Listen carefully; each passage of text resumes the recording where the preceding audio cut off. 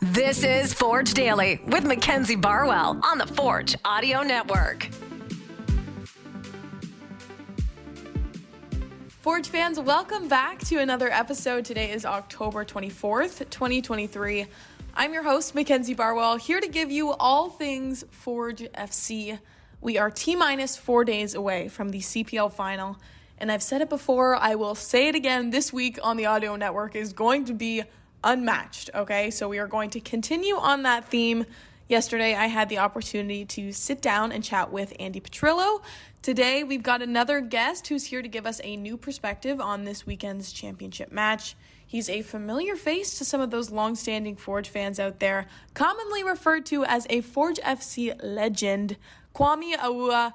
Kwame is currently playing for Loudoun United FC in the USL, but more importantly, here on the Forge Audio Network, made his CPL debut a couple of years ago here in Hamilton, playing the first 3 seasons with Forge FC, helping the club to a championship in the 2019 and 2020 season, and then as well another home field CPL final in 2021. So unsurprisingly, he had some great insight on what it's like to host a CPL final, what some of his former teammates are probably feeling right now, and the ins and outs of Bobby's coaching style because, oh yeah, he also spent some time in his youth career with Sigma Academy. So on that note, let's get right into the interview. All right, we're live here. Kwame, thank you so much for joining me. I'm excited to have you on today. Thank you for having me on. I feel like I've been waiting to reach out to you, like I said, but what better way to do it than 4 days before the final? So yeah, I mean, honestly, I've been keeping up, and I'm excited for these guys. I mean, 5 years in a row is tough. I know we wanted to three-peat when I was there my last year, and we didn't win it, and we played. Yeah. So hopefully these guys can get a result at home and bring a championship at home. Yeah, well, you obviously, like you said, were with the team those 3 opening years with Forge, and now kind of watching from the outside, them having another opportunity to host one at home. What was your initial reaction when you saw them beat Cavalry last weekend? I was pumped. I was because I have a group chat with some of the guys that I messaged. Oh, nice. Yeah, I had a game myself. I was about to go out for warm-ups in my game. My game was in Texas. Oh, no way. Yeah, so my game was an hour ahead. Yeah. So I started 8 p.m. Eastern time, and you guys had 4 p.m. So I got to watch the game until warm-up. And when you guys won, I was tweeting while I was about to run outside. That's why on my Twitter I put "Let's effing go," but I didn't even spell "Let's" properly. I was just you were hyped. I was just typing as fast as I could, and then I went out. Yeah, I was hyped, and then I went out for warm. That's kind of a phenomenal way to start your game, though. Yeah, 100%. It was my first start back from injury too, so I was kind of like, all right, we back. Right. Maybe a little extra skip in your step for that one. Yeah, 100%. Well, yeah, that's good that you got the chance to do that. So did you, toss a couple messages into the group chats, a couple tweets? A couple F-bombs, a couple hell yes, a couple yeah. It was I was pumped because I called it the day before because I knew obviously I had a game, but I knew they played Cavalry and playing there is always a tough game. Yeah. We won our first championship there. But I'm like, yo, honestly, the team that you guys have with the veterans that you guys have, the guys that have been there since the first year, I never really thought they would lose. I think during the year there's a couple ups and downs, and everybody kind of writes them off. But when it comes to playoffs, I think there's just something different that stems from Bobby. Yeah, it's just different. It's a different gravy. Everybody's just like, all right, yo, it's time to turn it up a little notch. Yeah. And then I talked to Andy Petrillo yesterday, and she compared the team to a Jack in the Box, and it's like winding until playoffs come. Yeah, because back when I was there, we only played for playoffs. Now there's regular season, so I guess it gives more incentive to Totally. be good all year. But well, that's the difference too with the playoff format and how it changes the importance or the weight of regular season. 100%. So it was dope. I was hyped, and then I feel like those guys, I don't know if they really realize it. You don't realize it until you leave Forge that being in a championship 5 times in a row is crazy. This is the first time I've been on a team that hasn't made the playoffs in my 7 years. Yeah, this is my first time. So now I'm kind of like, yo, what am I doing? That's saying something because you're so used to that, I guess, level of play. Right. Interesting. If some of those guys leave to go to other teams and they realize damn, my team's not winning as much. Doesn't matter like the level. They're just gonna be like, damn, my team's not winning as much. Like Kyle actually was saying that a lot of these guys have been on teams prior to Forge that don't win as much, and they come here and realize straight up just how enjoyable it is to be in a winning environment. So I'm not surprised that you're kind of noticing the yeah, difference 100%. there. Obviously, Bex knows because obviously he was at TFC when TFC was in the gutter. So like it's kind of different, right? So when you're winning, and it takes a lot to be a winner. Like we get less. Like I'm guessing Forge because I know Bobby like the back of my hand. Mm-hmm. They don't get that off. They train for an hour and a half, 2 hours every day. Like you're driving. Some people are driving from Toronto, like that hour drive in the morning, and then back in traffic. It's a lot that comes to it. But when you're winning, like it makes it all worth it. Like we used to complain, like, yo, let's get a day off. I'm like, yo, the only way we probably get a day off, and maybe not even then, is like if we start losing. But what Bobby's doing right now is working. So like we can't even complain about it. Yeah, So yeah. yeah. It's true, every single morning. You mentioned some of those veteran players, obviously having played with that core group at the beginning. You know, the Kyle Beckers, the Dom Samuels, Alex Janssens, and stuff. So, what can you say about them on a personal level that you think have made them so successful over these past couple years and kind of carried these new players and helped the group, find that continuous success? I think all of it really. It was easy for us to get things going from the beginning because a lot of us have known each other since we were young. Like I've known Becker since I was a kid because I was at Sigma. And like Becker was like the guy like everybody looked up to. Yeah, you know what I mean? Like, nah, man. Like when I tell you, like this guy was like he was like our he was our like wow. Like when you go to a pro when like Sigma wasn't pro, but like when we used to watch him play men's league at like 16, 17, and we were like what 12, 13, we were like nah, this guy is like the one. You know what I mean? I knew Tristan Henry. Me and Tristan Henry went to college together at UConn. Wow. Okay. Interesting. So these relationships are developing over time and not just when you're thrown into that. We played with each other for so long. The only time we didn't play with each other was in college. Like me and Manjerker went to the same elementary school. What? Yeah, so it was like me. We've known these guys. But then you have the core guys, and you throw in like an Alex, Achinoti, and it's easy to bring them in because like we know exactly what Bobby wants. So we kind of just show them the reins, and then like they kind of just follow suit. So for them personally, like I'm happy to see Alex like really becoming a leader on the team. Obviously, he's one of the long-standing players there. Becker is gonna be Becker. I mean, probably the best player in the league. Up for player of the year as of 2 days ago. Yeah, So that's what I mean. I think he's been nominated Player of the Year every year. yeah, 5 for 5. Like, absolutely wild. So, like, that's a testament to him. Yeah, that's what I mean. Like, guys like Borges, I've known since I was young. Like, attitude is there. Everybody really likes each other. People love playing in general.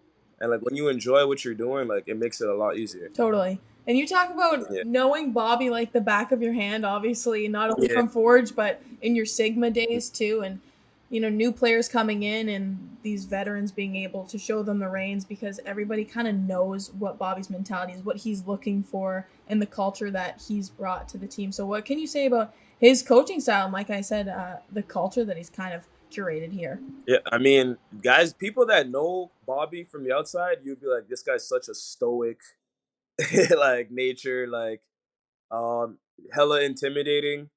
I mean, I guess he is still kind of intimidating, but like the one thing I do like about him, and I think the thing I respect about him the most, he's straightforward, and that's just how he is since we were kids. Like he'll tell you like it is, and you have to be built a certain way to be able to like accept that type of criticism. And but it's not a personal thing. Like he won't tell you in a way where it's like shooting down your dreams or your goals or whatever you aspire to be. It's more of a way it was like, a reality check. Like he'll keep you emotionally in line. Yeah, growing up, like me and him definitely had like our spouts because I'm hard headed, but like you have to be a hard headed coach as well to deal with a lot of personalities. And if you know Forge, you know how many different personalities that we have on the team. There's ego, but you can't win without no like not ego, but there's a lot of confidence. So you need someone at the head of the bus to be able to control all of that. And personally, like he's one of the best coaches I've ever had. Like he developed so many guys, and if you just want to have a conversation about life, you can have that conversation. You want to talk about soccer? Like, I don't think I've ever talked to someone that can talk about soccer for hours and hours Me and hours. neither. Yeah.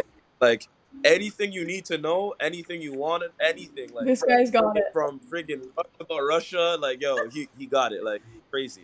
And it's a testament to how he grew up too, right? So like, he's really militant. So you could tell, like, that's why they'll have film before training, film after training. Like, he won't let guys leave. Like, yo, it's like literally, it's militant at Forge, and people think like we're only nice because we have good players. I'm like, nah, it's the discipline aspect is there, and there's a respect and a fear of like letting him down. So you're kind of like, yo, if this guy works this hard, he's there, the first one there, last one to leave. It's like you have no reason to like complain. You know what I mean? Interesting. Yeah, and I think I've seen that too in terms of his like level-headed mindset and the way that it translates, because after games, whether it's a win, whether it's a loss, you don't get too like excited or happy or on the other side. Oh, don't get me wrong. If we play like dog shit, excuse my language, but if we play like hit ass, oh, Then he'll let it's us hear it. But yeah, he won't. But the thing is, he won't make you look bad in front of anyone else. Like, he'll take it on chin. But in the locker room, of course, like, you got to do what you got to do. yeah. Okay, that fifth final now at Tim Hortons Field. Obviously, you were here for the only other home CPL final for Forge in 2021.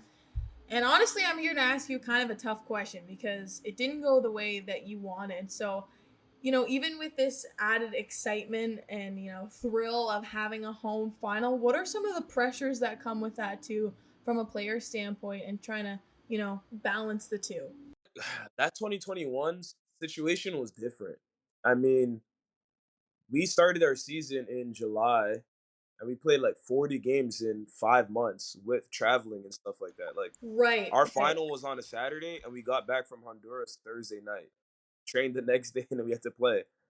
Yeah, yeah. So it's not an excuse, but like, it's kind of like we didn't have a whole week to prepare because we're trying to qualify for Champions League. Let alone But 2 weeks as well. exactly, right. So like, Yeah. I think the pressure is that like everybody knows what happened in 2021, and it's like nobody knows like if the team's gonna be the same next year. No one knows if Bobby's gonna be like, you know what I mean? Like, obviously he's under contract, so like you assume that he's gonna be there, but like you never know what can happen coming off season.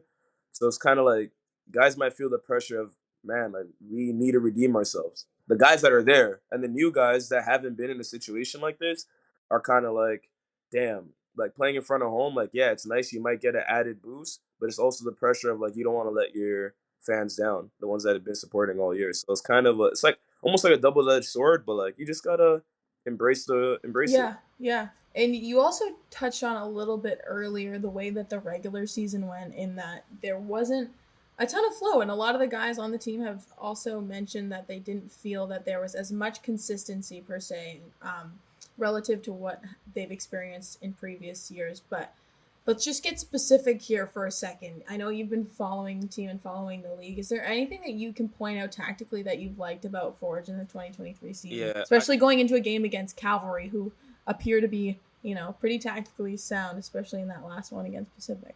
games against Cavalry are usually like usually a chess match. Like, Mhm. every time we've played them, when I was there, it was always a one goal game. It was never like, even if we were dominating possession or whatever, it was never a one goal game. But it was always a one goal game. But this year, the one thing that I do like about Forge is the ability like for guys to play different positions in different systems. Um, Personally, I think our 2021 team is probably the best team ever assembled. But hey, it's at the end of the day, it's all about if you can get it done, right? So it's kind of Yeah, like, yeah. absolutely. So I mean, these guys have opportunity to do a double again, back to back.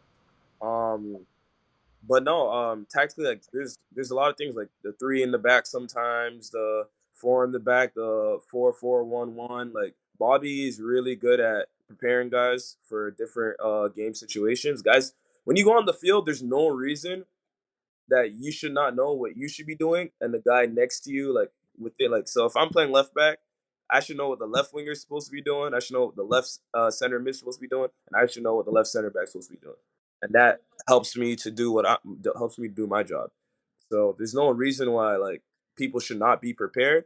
It's just, I think at the end of the day, it's just going to be about execution, and whoever executes at the highest level should win. And hopefully that's Mhm. Forge. That's actually so interesting hearing you say that, because I watch the practices and I see him like break every single thing down. But yeah, regardless of what position you're in, you'll know what each guy around you is supposed to be doing. Yeah, so then that helps you do your job. So Yeah.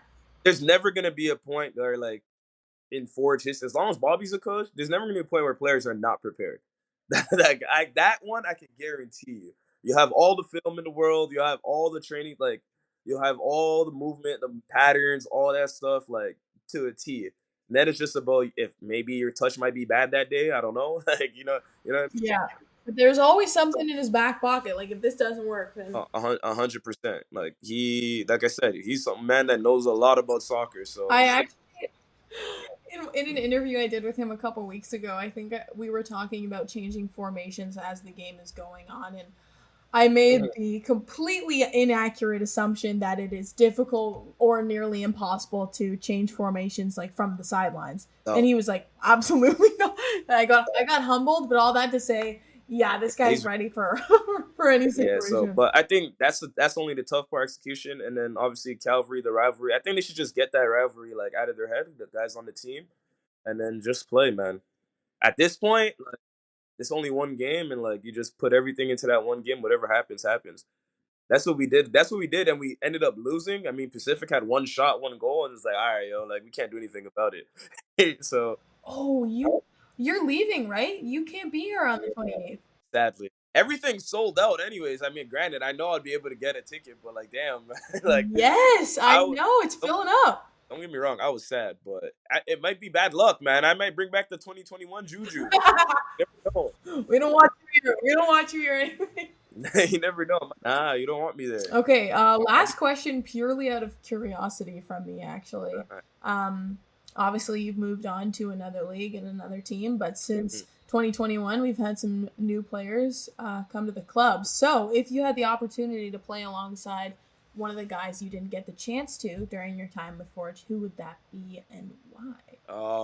I think that would be Mandrecker James. I mean, that's one of my close friends since I went to elementary school with him, and then we both played at Sigma together. But he's 2 years older than me. But both of us coming from where we came from, and then him ended up being able to play like in Champions League against Liverpool and stuff like that. Like that would be cool. Taking the long route, like went to Europe, went to Eastern Europe, like not the best countries, but like grinding it out and being able to get where he got to.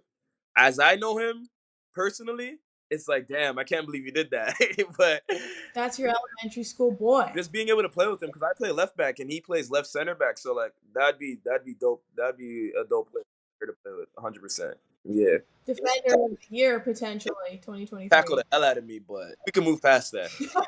All right, Kwame, thank you so much again. Seriously, I appreciate your insight. This is a really cool perspective to have on here. No problem. Thank you for having me. I mean, your 1 year with Forge, you probably learned a lot more than a lot of people have learned about soccer in their whole life. So. Oh my gosh, the amount of knowledge, man. Ask me anything. Keep picking people's brains, man. Yeah, don't get me wrong. My FC London high school knowledge is still up here. Take that and throw that in the bin, Take that, FC. Throw that in. Whatever. The interview's over. All right. And before we wrap up today's episode, I wanted to make sure that you all hear some insider info from the players. So I talked to Terran Campbell after practice. He and Kyle Becker were recently announced as Forge FC's nominees for Players Player of the Year, amongst 10 other candidates from the CPL, 2 of which are from Cavalry FC, Dan Klump and Ali Musi. The lone award winner, though, is voted on by the players and will honor the best player over the 2023 regular season. So essentially what happens is, of these 10 finalists, players around the league will vote on the winner, excluding themselves or a teammate. So another very exciting award that we will find out on Thursday. With that said, let's get into what Terran Campbell had to say about training this week and his thoughts on going into the CPL final against Cavalry FC. I think the group's definitely excited. I think we're all ready to go, but in a humble way to approach it. So just staying calm, letting your nerves just relaxed, and throughout the week, just going about it as another game. Honestly, for me, I think the club's been here a lot, so we have experience, and Yeah, you guys played Cavalry your first round of playoffs, having some success against them. So what are you taking from that match, if anything, to being successful this weekend? Yeah, they're definitely a good side. I think when we're at our best and we're focused on ourselves, I think we can beat anyone in the league. So I think going into the game, just worry about ourselves, and I think we have great fans. So I think having the final here is going to be great for us. I think hopefully the atmosphere is going to be popping on the night. So that'll give us the extra energy to get the job done. The 12th man, if you will. Exactly. With that said, if you do not already have your tickets for the 2023 CPL final, I highly recommend that you go and grab those now. Another section of Tim Hortons Field has been sold out. Club level is gone. And some more exciting news just before the match itself. We will have that CPL Fan Fest in the South Plaza featuring live music and a performance from Tyler Shaw, which is very exciting. Thank you all so much for listening. Tomorrow you can expect the final episode of Behind the Beard for the season. I'm sure I'll have to follow up with Bobby after the final, but for the season, and then another episode of Forge Daily with another guest who I'm very excited to have on. He's actually my co-host for the final this weekend, so I won't spoil it yet, but be sure to tune in and have a fantastic rest of your Tuesday. This has been Forge Daily with Mackenzie Barwell. If you like what you heard, please like, follow, subscribe, comment, and share.